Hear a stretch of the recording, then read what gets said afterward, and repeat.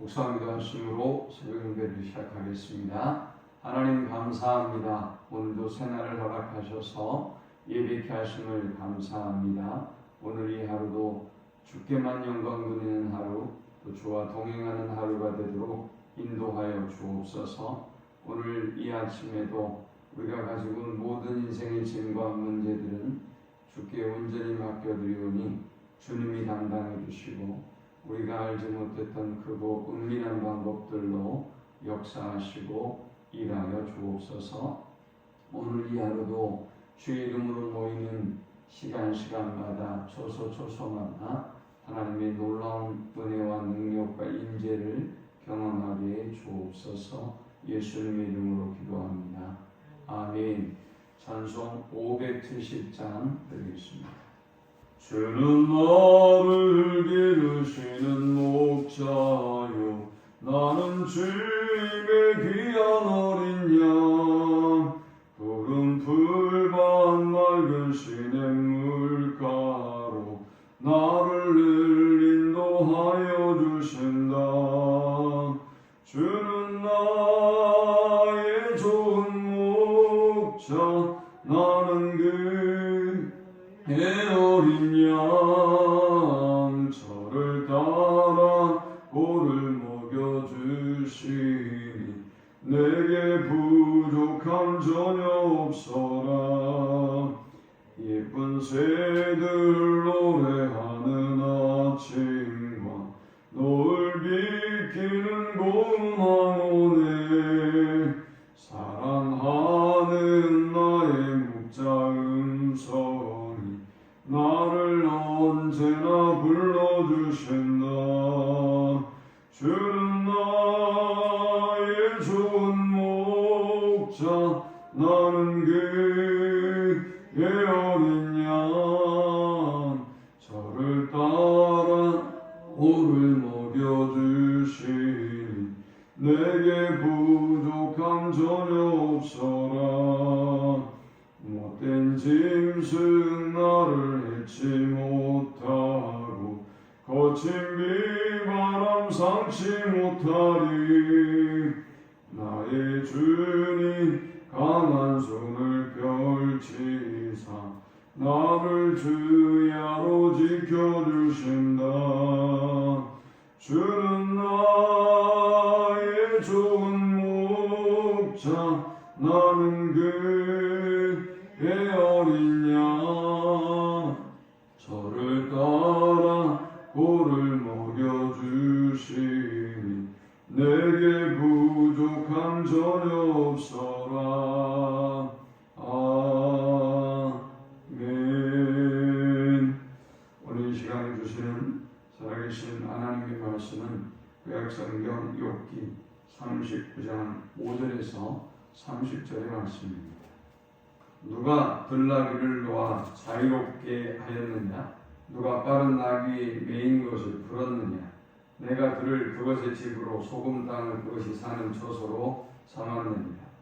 들나귀는 성읍에서 짓거리는 소리를 비웃나니 나귀 치는 사람이 지르는 소리는 그것에게 들리지 아니하며 초장 언덕으로 두루다니며 여러 가지 푸른 풀을 찾느니라.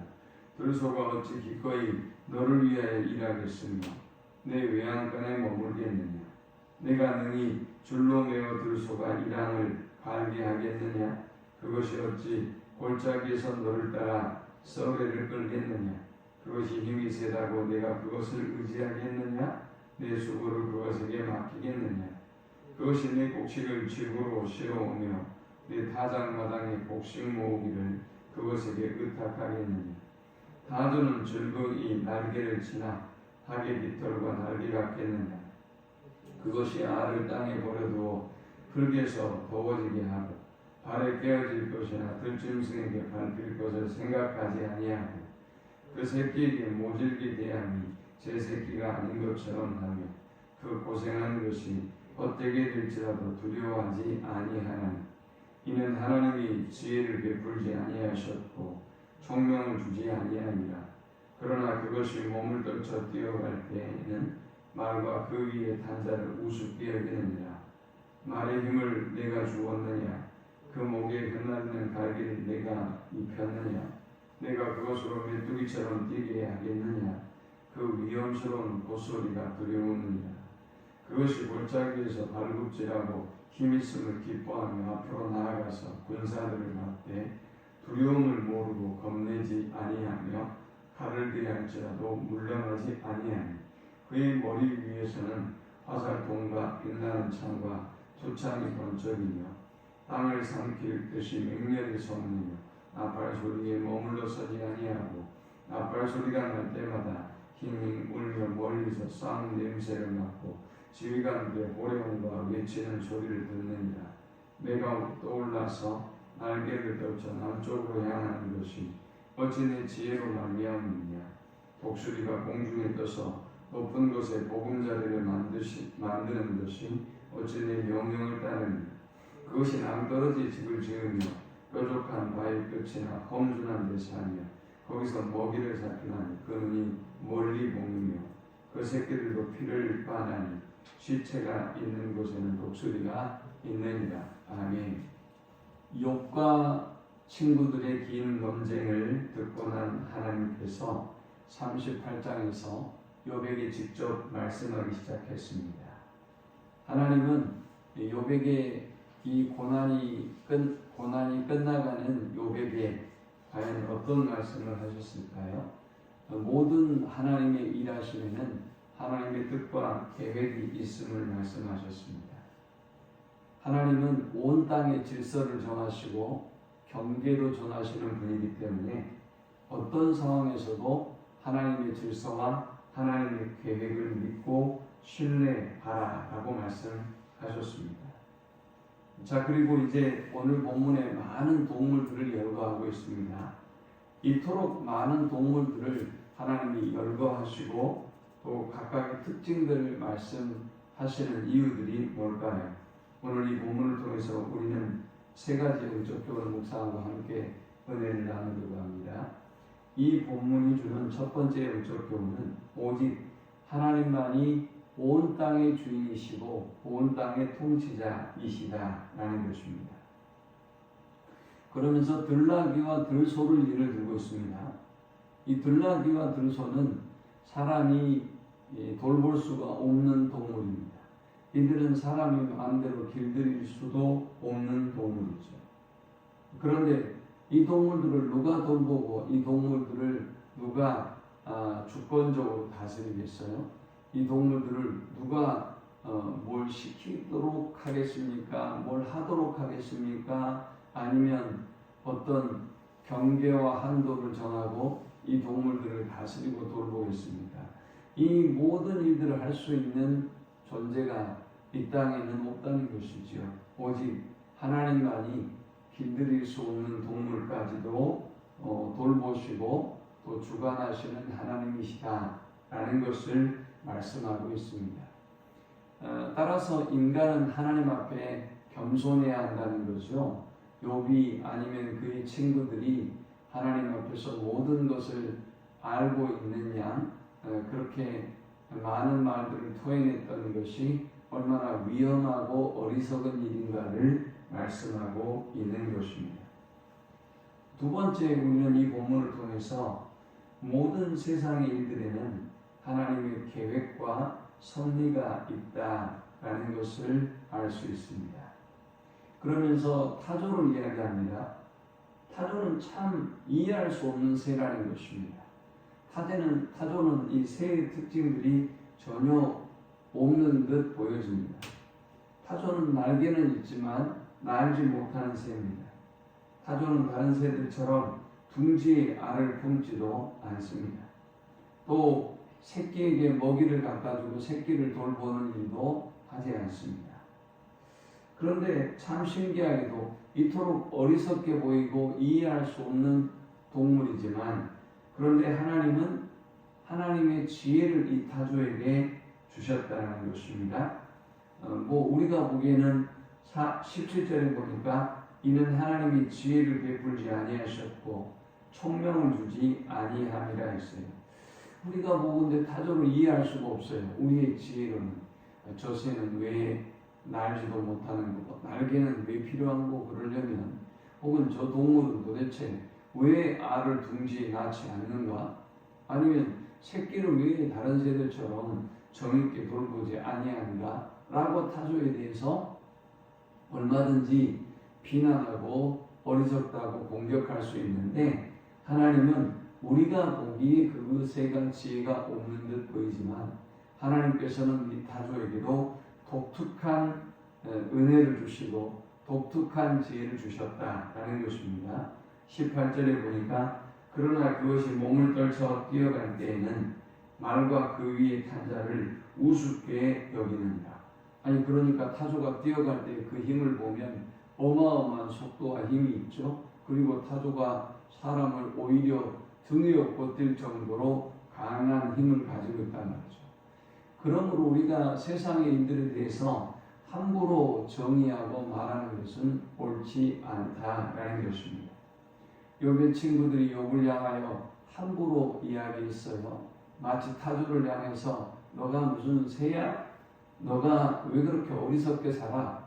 새끼도 돌보지 않고 날지도 못하는 게 무슨 새라고 그래?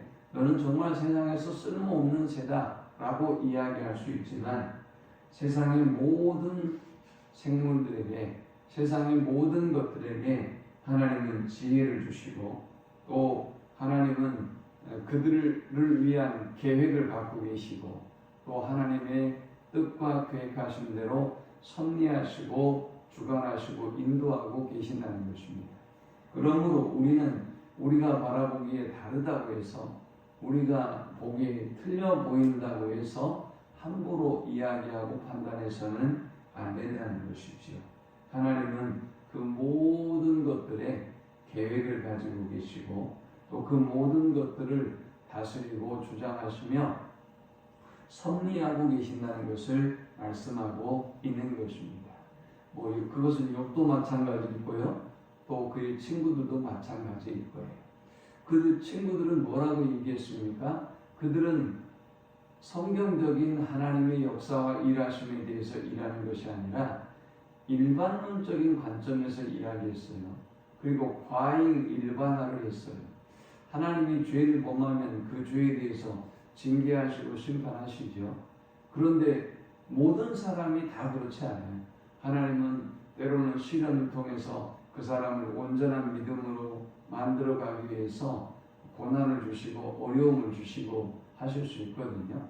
그런데 우리는 그걸 보면서 야, 네가 잘못했기 때문에 너에게 하나님이 심판하시는 거야 라고 과잉 일반화를 해버린단 말이죠. 원래 하나님의 의도와는 전혀 관계없는 해석을 해버린단 말이죠. 우리는 이런 죄를 많이 범하고 살아가요. 그러므로 오늘 우리가 바라보건대 타조는 새도 아니야, 타조는 정말 어리석어 라고 말할 수 있는 것 같지만, 우리의 모든 계획, 또 우리의 모든 생각들과는 다르게 하나님은 이 땅을 향한 그만의 계획과 섭리를 가지고 있다는 것을 알고, 오늘 함부로 말하고 평가하는 일들을 삼가하는 우리가 될 수 있기를 축원합니다. 마지막 세 번째 우리가 이 본문을 통해 얻을 수 있는 영적 교훈은, 하나님은 세상의 모든 생물들에게 독특한 특징과 아름다움을 주셨다라는 것입니다. 여기 생물이라고 하는 것은 세상의 모든 일들을 의미할 수 있겠죠. 세상의 모든 일들에 하나님은 독특한 특징과 그 아름다움을 부여하고 계신다라는 것입니다. 그러면서 말의 힘을 얘기합니다. 이 말은 전쟁에 사용하는 말입니다. 이 전쟁에 사용하는 말은 얼마나 용맹스러운지, 적군이 소리를 지르고 창을 들고 달려와도 이 말들은 멈추지 않습니다. 적군을 향하여 달려가서 그리고 전쟁에 멋지게 사용됩니다. 그런데 문제는 뭘까요? 문제는 그 다음 상황이에요. 이 말이 강하고 용맹스럽긴 하지만, 그런데 이 말을 다른 일상의 삶 가운데 이용하려고 들면 이 말을 길들일 수도 없고요, 사용할 수도 없어요. 전쟁에는 그렇게 용맹스럽고 그렇게 대단한 말이었는데, 그런데 이 말을 인간이 길들이고 일상의 삶 속에 사용하려고 치면 이 말은 전혀 쓸모없는 말이 돼버려요. 이게 무슨 얘기입니까? 전쟁에서는 아주 용맹스럽고 쓸모있는 말도 다른 곳에서는 쓸모없는 골칫거리가 되기도 한다라는 것이죠. 그러나 그럼에도 불구하고 각자의 특징대로 하나님이 사용하신다라는 거예요. 그러므로 우리가 모든 인간을 바라볼 때 다 똑같은 기준에서 다 똑같은 생각을 하고 다 똑같은 행동을 해야 된다고 생각하면 안 되는 것입니다. 그 말은 전쟁에 쓰는 말이고, 그 말은 사람이 탈 때 쓰는 말이고, 그 말은 일상의 우리의 생활을 돕기 위해서 우리가 사용하는 말이고, 짐승이고, 이렇게 각자의 특징들을 가지고 있다는 것을 존중해야 한다는 것입니다. 그 다음 매와 독수리를 또 들고 있습니다. 이 매와 독수리는 아주 용맹스러운 동물인데, 그런데 이들은 또 집을 짓는 것을 보면 사람보다 훨씬 멀리 보고 훨씬 또 높이 나는 그런 짐승인데, 이 짐승들은 또 누가 가르쳐주지 않았음에도 불구하고 낭떠러지 집을 지을 정도의 놀라운 기술력을 가지고 있더라는 것이죠. 그들의 둥지를 독수리 낭떠러지 틀어서 모든 다른 어떤 동물들로부터 보호하고, 그리고 또 야생성을 가지고 그렇게 살도록 하나님이 지혜를 주셨다는 것이죠. 우리가 세상의 모든 동물들을 바라보면 그 동물들이 하는 행동과 특징들을 보면 얼마나 지혜로운지 몰라요. 저렇게 개미가 집을 짓는구나. 저렇게 성을 쌓듯 울타리를 쌓는구나. 우리가 하나하나 다 모든 동물로부터 그들의 지혜를 발견하게 돼요. 하나님은 이렇게 세상의 모든 생물들에게 독특한 특징을 주시고 독특한 지혜를 주시고 독특한 아름다움을 주시는 것입니다. 그러니 하나님이 무엇을 말씀하려고 하는 것입니까?